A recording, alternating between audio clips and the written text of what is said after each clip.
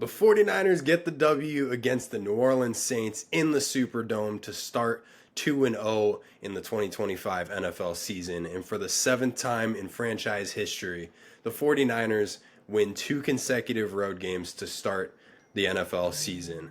So let's get right into it, guys. This was a barn burner. This was a fun game in a lot of ways.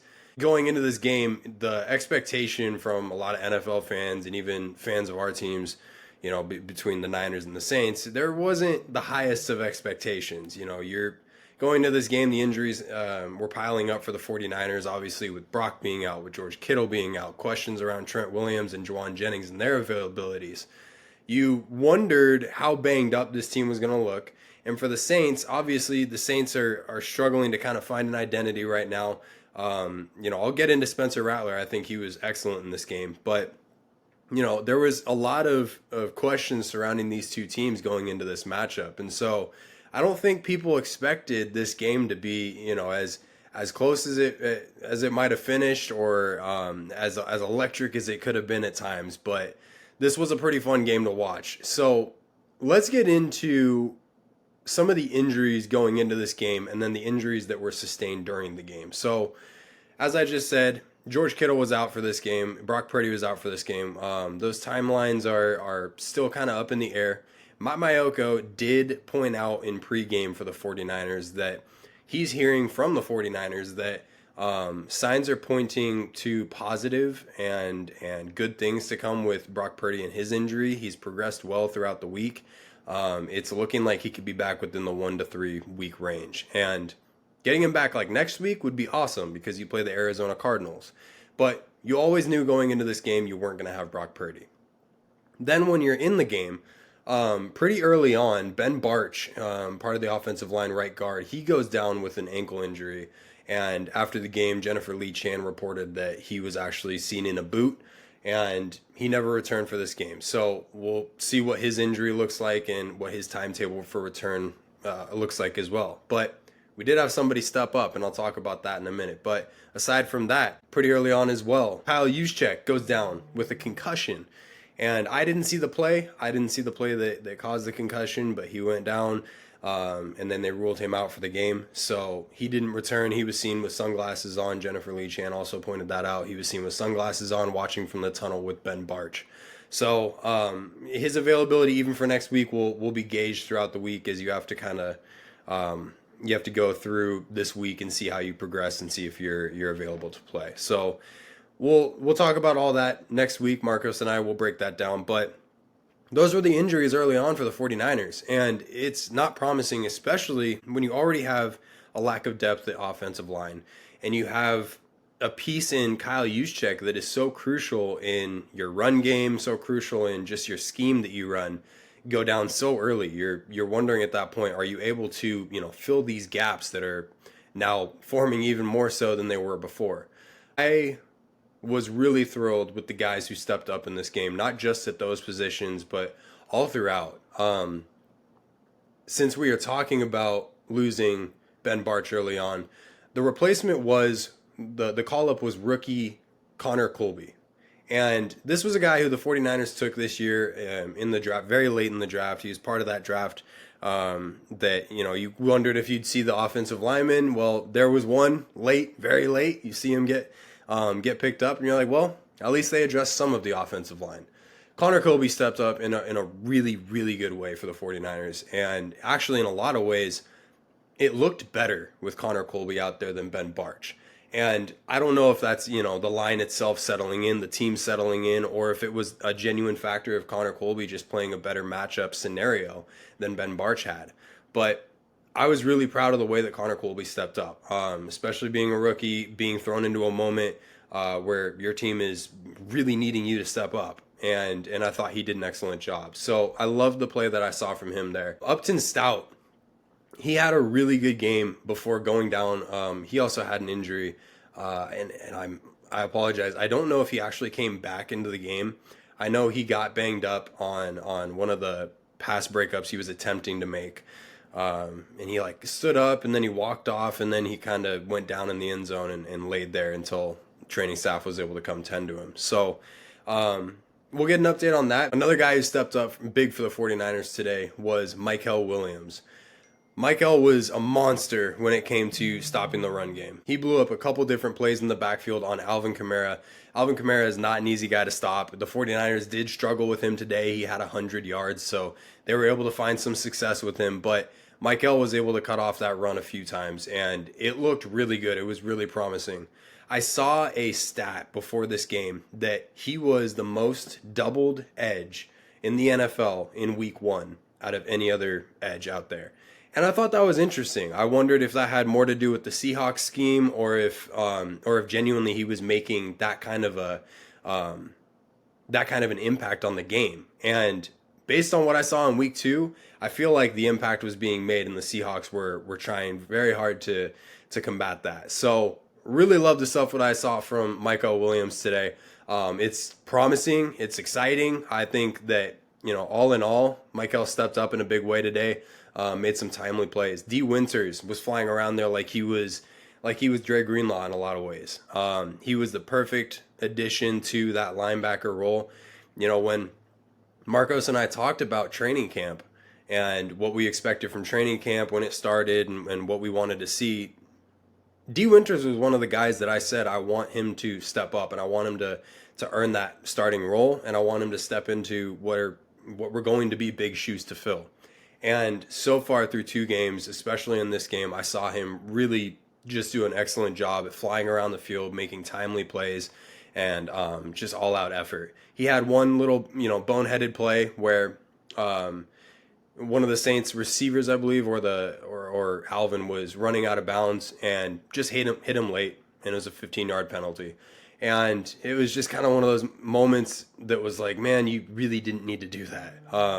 But again, he's a younger player. I think also just that situation and how it played out, that play, how it played out, it was just kind of a weird timing thing. But all in all, just guys stepping up in roles that, they weren't necessarily used to stepping into, and making some really timely plays, really big plays. And I was really proud of those guys again for stepping up. I can't stress enough, this 49ers team is really leaning on youth right now, especially with all the injuries. They were already going to be leaning on the youth going into this season, but you're seeing it even more now. And right now it looks really promising. Mind you, it was the New Orleans Saints. I get that.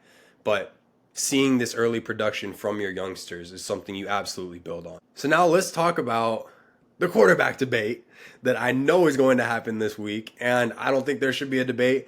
I think Brock Purdy is still the better quarterback. But Mac Jones stepped up in a really big way today.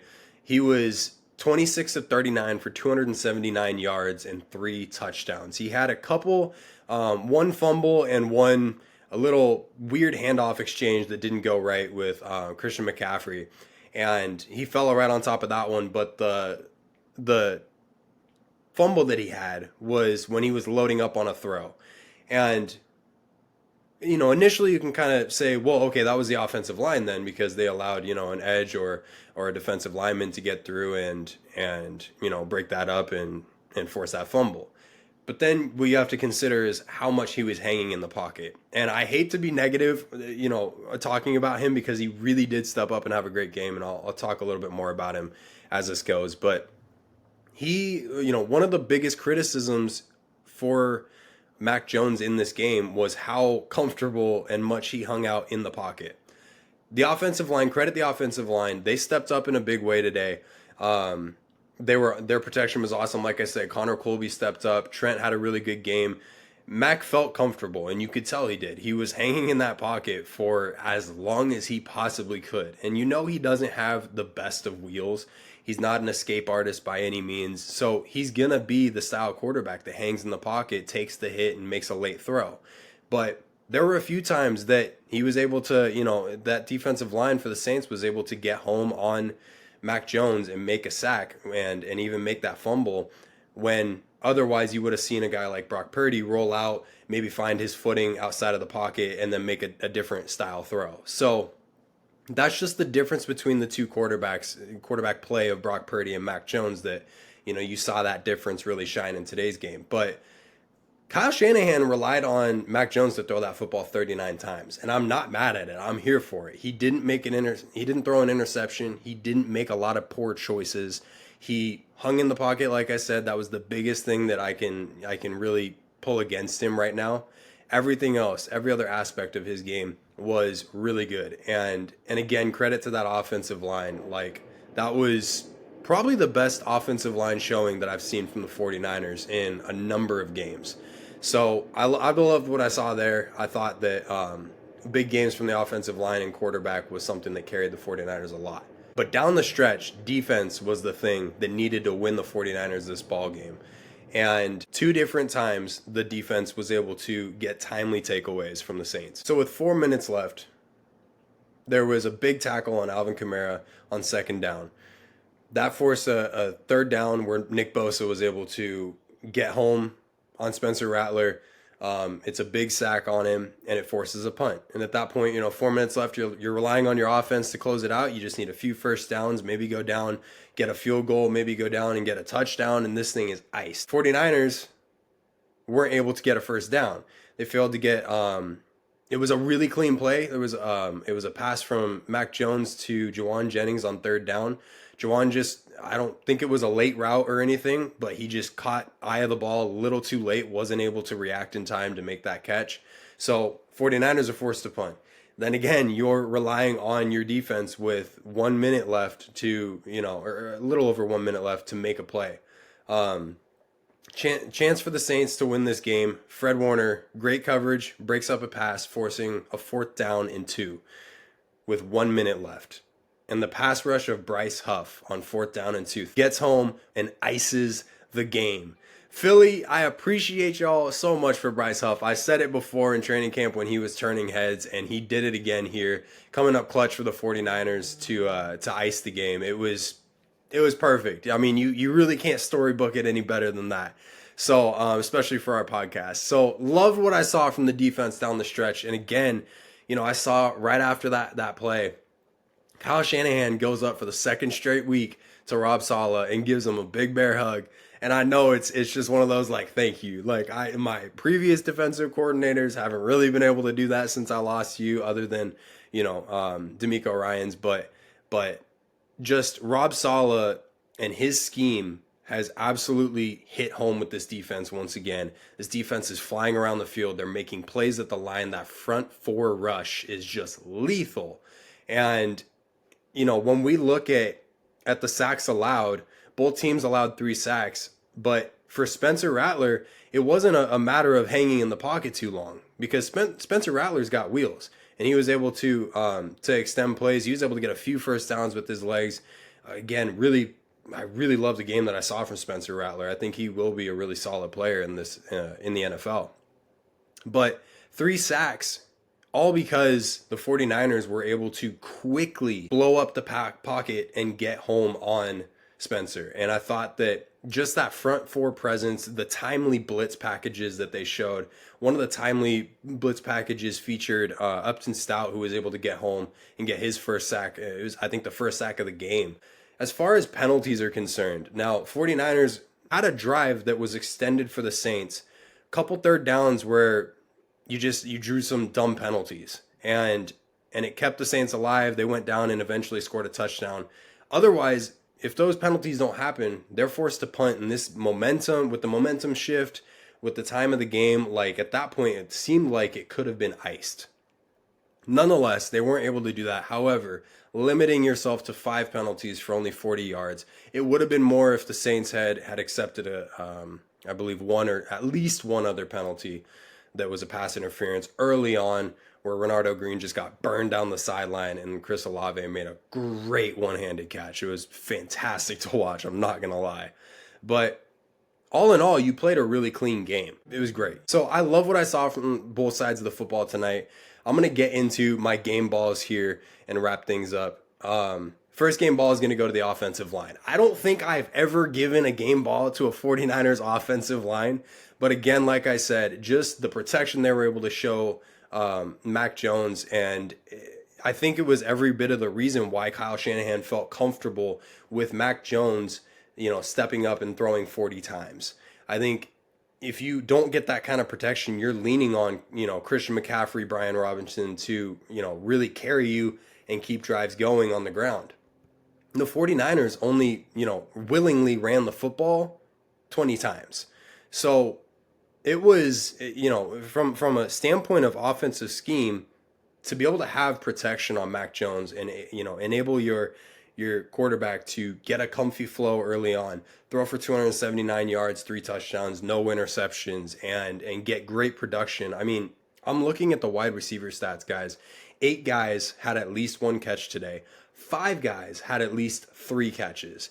And that kind of production from a receiving core that's just been absolutely banged up to start the season, going into the year, you already had injuries. Now you have even more injuries. And one to keep an eye on as well, Juwan Jennings has been limping around throughout this game.